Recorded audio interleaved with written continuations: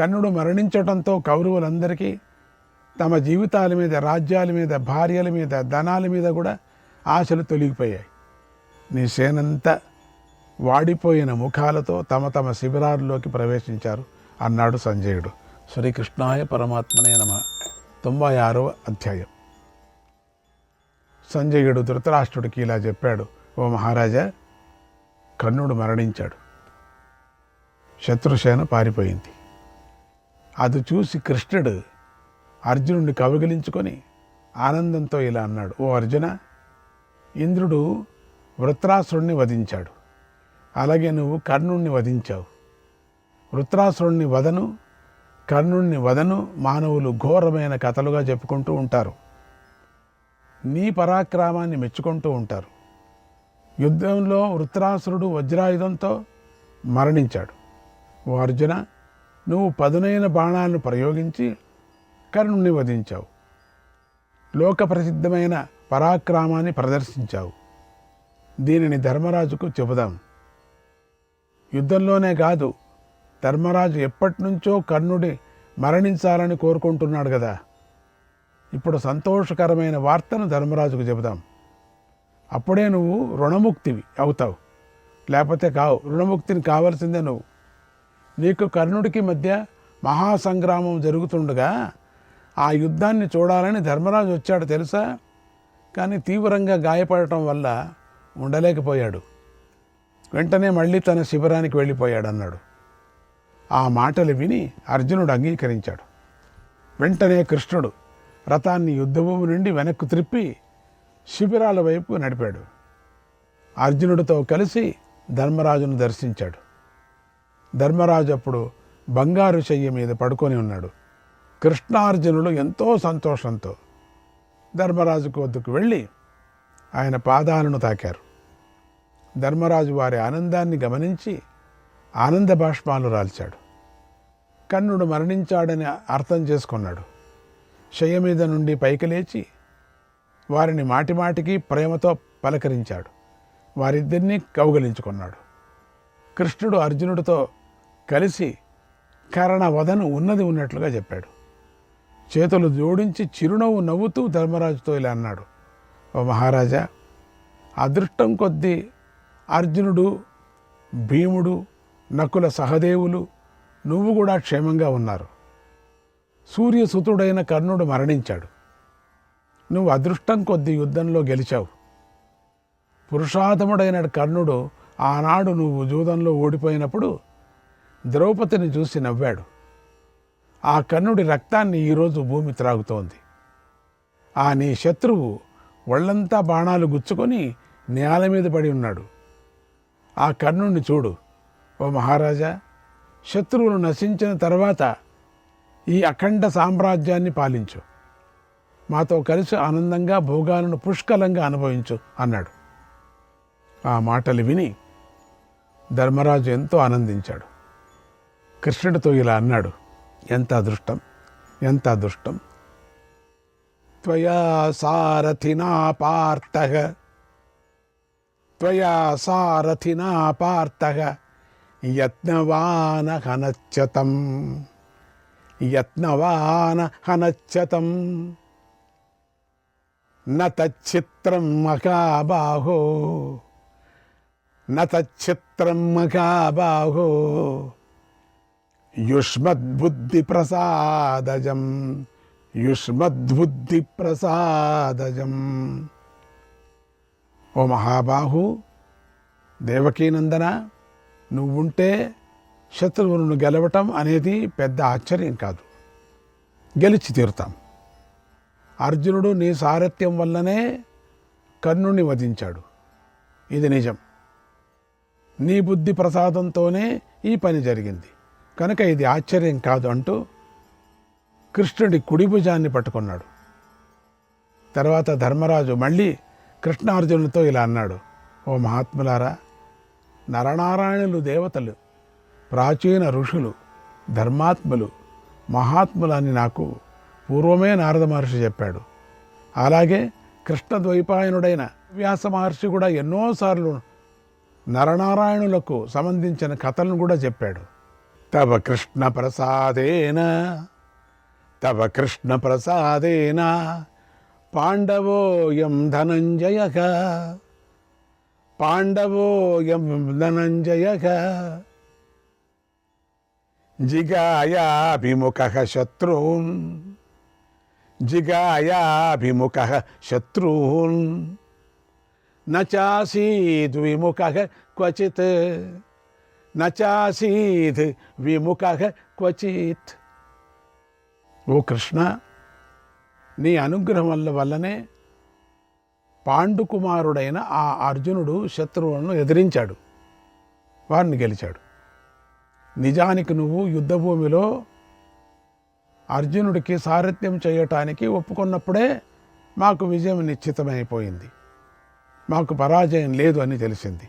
జయశ్చైవ ధ్రువోస్మాకం జయశ్చైవ ధ్రువోస్మాకం నత్వస్మాకం పరాజయక యదా త్వం యుధి పార్థస్య యదా త్వం యుధి పార్థస్య సారథ్యముపజగ్మివాన్ సారథ్యముపజగ్మివాన్. ఓ గోవింద, భీష్ముడు, ద్రోణుడు, కర్ణుడు, కృపుడు, వారిని అనుసరించేవారు, ఇంకా ఇతరులైన శూరులైన వీరందరూ కూడా ఈ రోజున నీ బుద్ధి బలంతో కర్ణుడు మరణించగానే వారు కూడా మరణించినట్లుగానే భావిస్తున్నానన్నాడు ధర్మరాజు. అంటే వాళ్ళంతా పోయినట్టే లెక్క. తర్వాత ధర్మరాజు బంగారు రథాన్ని ఎక్కాడు. సేన చుట్టూ ఉండి అనుసరిస్తూ ఉండగా యుద్ధాన్ని చూడటానికి బయలుదేరాడు. కృష్ణార్జునులతో సంతోషంగా చక్కని మాటలు మాట్లాడుతూ, ఇష్టమైన విషయాలను కూడా మాట్లాడుతూ యుద్ధభూమికి వెళ్ళాడు. అక్కడ మరణించిన కర్ణుని చూశాడు. కావలసిగా చూడటానికి వచ్చాడు. ఎంత ఆశనో చూడండి. అంటే అంత కచ్చి, అంత బాధపడ్డాడు వాడి నుంచి. అప్పుడు అన్ని వైపులా కేసరాలతో నిండిన కదంబ పుష్పంలాగా వందల కొద్ది బాణాలతో కర్ణుడి శరీరం ఆవరించబడింది. ఆ సమయంలో సేవకులు గంధతైలాన్ని నింపిన బంగారు దీపాలను వేల కొద్ది వెలిగించారు. ఆ కాంతితో ధర్మరాజు కర్ణుడిని చూశాడు. కర్ణుడి కవచం బద్దలై ఉంది. కర్ణుడి శరీరం బాణాలతో చీల్చబడి ఉంది. కర్ణుడు పుత్ర సహితంగా మరణించి నేల మీద పడి ఉన్నాడు. ఆ కర్ణుడి ధర్మరాజు మాటిమాటికి చూశాడు. కర్ణుడు మరణించడాన్ని నమ్మాడు. ఎందుకంటే నమ్మకమే లేదు. కృష్ణార్జునులను చూసి మెచ్చుకున్నాడు. ఇప్పుడు ఇంకా ఎక్కువ మెచ్చుకున్నాడు. ఓ గోవిందా, నువ్వు వీరుడవు, పండితుడు, నువ్వు మాకు దిక్కై ఉండి రక్షించావు. నువ్వు కాపాడడంతో నేను సోదరులతో కలిసి ఈ భూమికి రాజయ్యాను. గర్వించిన కర్ణుడు మరణించటాన్ని చూసి ఇక దుర్యోధనుడు జీవితం మీద, రాజ్యం మీద కూడా ఆశను విడిచిపెడతాడు. పురుషోత్తమ, నీ అనుగ్రహంతోనే మేము కృతార్థులం అయ్యాం. ఓ గోవింద, 13 సంవత్సరాలు మేమందరము తీవ్ర ఆవేదనతోనూ జాగరణతోనూ గడిపాం. నీ దయ వల్ల ఈ రాత్రి సుఖంగా నిద్రిస్తాం అన్నాడు. ఇలా ధర్మరాజు కృష్ణుణ్ణి, అర్జునుణ్ణి అభినందించాడు. అర్జునుడి బాణాలతో పుత్రులతో సహా మరణించిన కర్ణుడిని మళ్ళీ చూశాడు. తాను మళ్ళీ జన్మ ఎత్తినట్లుగా భావించాడు. అప్పుడు మహారథులందరూ ధర్మరాజు వద్దకు వచ్చి అందరూ ఆనందించారు. ఇది వింటూ ఉంటే మనము నిజంగా ఆ రణభూమిని చూసినట్టుగా ఉంది. అన్ని 1000 దీపాలతో వెలిగించిపోతుండేటువంటి ఆ కర్ణుడు యొక్క శరీరాన్ని, ఆయన తలను, రుండముండాన్ని అది చూసి మనకు చూసినట్టుగానే అనిపిస్తుంది కళ్ళు మూసుకుంటే. మొత్తానికి ధర్మరాజుకు సంతోషమైంది. ధర్మరాజును కూడా ఆనందింపజేశారు వాళ్ళంతా. నకులుడు, సహదేవుడు, భీముడు, సాత్యకి, దృష్టద్యుమ్నుడు, శిఖండి, పాంచాలురు, శృంజయులు ధర్మరాజును అభినందించారు. ఆ వీరులందరూ ధర్మరాజును స్తుతించారు. అలాగే వారు కృష్ణార్జునులను కూడా స్తుతించారు. తర్వాత అందరూ ఎంతో ఆనందిస్తూ తమ తమ శిబిరాలకు వెళ్ళారు. ఇలా రణభూమిలో ఒళ్ళు జలధరించే మహాసంగ్రామం జరిగింది. తవ దుర్మంత్రితే రాజన్ కిమర్థమనుశోచసి. ఓ మహారాజా, ఇదంతా నీ అవినీతి వలనే జరిగింది. మళ్ళీ కొట్టాడు కనుక ఇక బాధపడటం ఎందుకు, అనవసరం అన్నాడు సంజయుడు. ఆ మాటలు విని ధృతరాష్ట్రుడు వేళ్ళు తెగిన చెట్టులాగా నిశ్చేష్టుడై నేల మీద పడిపోయాడు. ఆ మాటలు విని దీర్ఘదృష్టి గల గాంధారి కూడా అలాగే నేల మీద పడిపోయింది. కర్ణుడి మరణించాడని విని దుఃఖిస్తూ ఏవేవో మాటలు మాట్లాడింది. అప్పుడు ఆమెను విదురుడు ధృతరాష్ట్రుడిని సంజయుడు పట్టుకున్నాడు. తర్వాత వారు ధృతరాష్ట్రుడిని ఓదార్చారు, మామూలే. అలాగే కౌరవ స్త్రీలు గాంధారిని పైకి లేపారు. సదైవం పరమం మత్వా భవితవ్యంచ పార్థివ. దైవం భవిష్యత్తు ప్రబలమని ధృతరాష్ట్రుడు భావించి ఎంతో బాధపడ్డాడు. చింత శోకాలలో మునిగిపోయాడు. మోహంతో పీడించబడి చైతన్యాన్ని కోల్పోయాడు. అప్పుడు ధృతరాష్ట్రుణ్ణి విదురుడు సంజయుడు ఓదార్చగా ధృతరాష్ట్రుడు అచేతనంగాను మౌనంగాను కూర్చుండిపోయాడు. ఇమం మహాయుద్ధ మఖం మహాత్మనోహో ధనంజయాస్యాధి రతేచ్ఛ యః పఠేత్. ధనంజయాస్యాధి రతేశ్చ యః పఠేత్ ససమ్యగిష్టస్య మఖస్య యత్ఫలం తదాప్నుయాత్ సంశ్రవణాచ్చ భారత్. మహాత్ములైన కర్ణార్జునులను సంబంధించిన ఈ మహారణ యాగాన్ని గురించి చదివినవాడు చక్కగా యాగం చేసిన ఫలాన్ని పొందుతాడు. విన్నవాళ్ళు కూడా అట్లనే. ఓ భారత విన్నవాడు కూడా అలాంటి దీన్ని ఫలితాన్నే పొందుతాడు. మఖోహి విష్ణుర్భగవాన్ సనాతనక వదంతి తత్యాజ్ఞ నీలేందుభానవః అతో నసూయుః శృణుయాత్ పఠేచ్ఛయః ససర్వలోకానుచరః సుఖీ భవేత్. విష్ణువే సనాతన యజ్ఞమై ఉన్నాడు. అగ్ని, వాయువు, చంద్రుడు, సూర్యుడు కూడా విష్ణువే అని చెబుతూ ఉంటారు. కనుక అసూయ లేకుండా దీనిని విన్నవాడు, చదివిన వాడిని లోకులు అనుసరిస్తారు. అతడు సుఖంగా ఉంటాడు. తాం సర్వదా భక్తిముపాగత నరాగ పఠంతి పుణ్యాం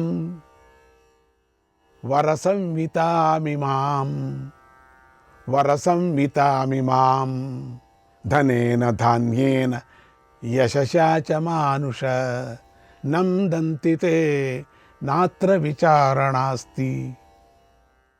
ఎల్లప్పుడూ భక్తిభావంతో పుణ్యప్రదమైన ఈ మహాసంహితను చదివిన నరులు ధనం, ధాన్యం, కీర్తితో ఆనందిస్తారు. అతోనసూయుః శృణుయాత్ తదాతు వై నరః ససర్వాణి సుఖాని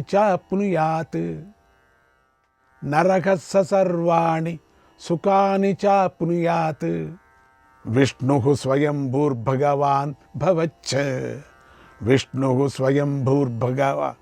భవచ్చ తుష్యంతి తే తస్య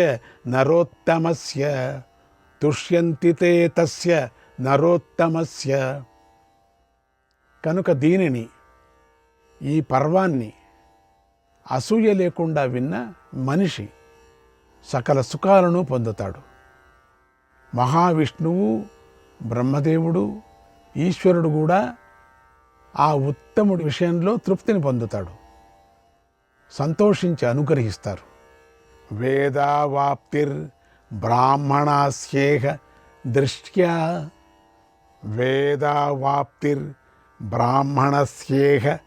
దృష్ట్యా రణే బలం క్షత్రియాణాం జయో యుధి రణే బలం క్షత్రియాణం జయో యుధి ధనజ్యేష్ఠాశ్చాపి భవంతి వైశ్యాగ ధనజ్యేష్ఠాశ్చాపి భవంతి వైశ్యాగ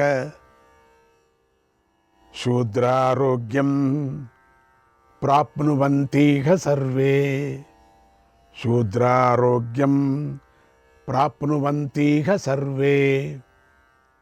ఇది చదివిన విన్న విప్రుడికి వేదజ్ఞానం లభిస్తుంది. క్షత్రియులకు యుద్ధంలో శక్తి విజయం లభిస్తాయి. వైశ్యులు ధనంతో గొప్పవారు అవుతారు. శూద్రులు అందరూ ఆరోగ్యాన్ని పొందుతారు. తథైవ విష్ణుర్భగవాన్ సనాతనక తథైవ విష్ణుర్భగవాన్ సనాతనక సచాత్ర దేవః పరికీర్త్యతే యతః తతః సకామాన్ లభతే సుఖీ నరక తతః సకామాన్ లభతే సుఖీ నరక. మహామునేస్తస్య వచోర్చితం యథ మహామునేస్తస్య వచోర్చితం యథ. అలాగే సనాతన భగవానుడైన శ్రీ మహావిష్ణువు ఇక్కడ కీర్తించబడ్డాడు. అందుచేత ఆయన ద్వారా మనిషి కోరికలను నెరవేర్చుకుంటాడు, సుఖాన్ని పొందుతాడు. మహాముని అయినటువంటి వ్యాసుడు వాణి అంతటి ఫలాన్ని కూడా ఇస్తుంది. కపిలానాం సవత్సానాం కపిలానాం సవత్సానాం వర్షమేకం నిరంతరం వర్షమేకం నిరంతరం యో దద్యాత్ సుకృతం తద్ధి శ్రవణాత్ కర్ణపర్వణః శ్రవణాత్ కర్ణపర్వణః. ఈ కర్ణపర్వాన్ని వినటం వల్ల దూడలతో సహా కపిల గోవులను నిరంతరంగా సంవత్సరం కాలం పాటు దానం చేసిన పుణ్యఫలం లభిస్తుంది అన్నాడు వైశంపాయన మహర్షి. శ్రీకృష్ణాయ పరమాత్మనే నమః. ఇంతటితో కర్ణపర్వము సమాప్తము. ఇక కర్ణపర్వ ఉపదేశం చేస్తున్నాం. ఇక్కడ చెప్పుకుంటున్నాం. ఏన ఏన శరీరేణ ఏన ఏన శరీరేణ యద్ యత్ కర్మ కరోతి యః యద్ యత్ కర్మ కరోతి యః తేన తేన శరీరేణ తత్ తత్ ఫలముపాశ్నుతే. ఎవడు ఏ ఏ శరీరాలతో ఏ ఏ పనులు చేస్తాడో అతడు ఆయా శరీరాలతో ఆయా కర్మల ఫలితాలను అనుభవిస్తాడు. యస్యాం యస్యామవస్థాయాం యస్యాం యస్యామవస్థాయాం యత్ కరోతి శుభాశుభం యత్ కరోతి శుభాశుభం తస్యాం తస్యామవస్థాయాం తస్యాం తస్యామవస్థాయాం భుంక్తే జన్మని జన్మి భుంక్తే జన్మని జన్మి. ఏ ఏ అవస్థలలో ఏ ఏ శుభాశుభ మంచి చెడు కర్మలను చేస్తాడో ఆయా అవస్థలలో ఆయా ఫలాలను జన్మ జన్మలలోనూ అనుభవిస్తాడు. తప్పదు. ఈ మాటలను భీష్మ పితామహుడు చెప్పాడు. ఇవి మనకు అనుశాసన పర్వంలో కనిపిస్తాయి. ఇలాంటి ముత్యాలే ఉపనిషత్తుల్లోనూ ప్రామాణిక ధర్మ గ్రంథాల్లోనూ మనకు కనిపిస్తాయి. శ్రీకృష్ణాయ పరమాత్మనే నమః.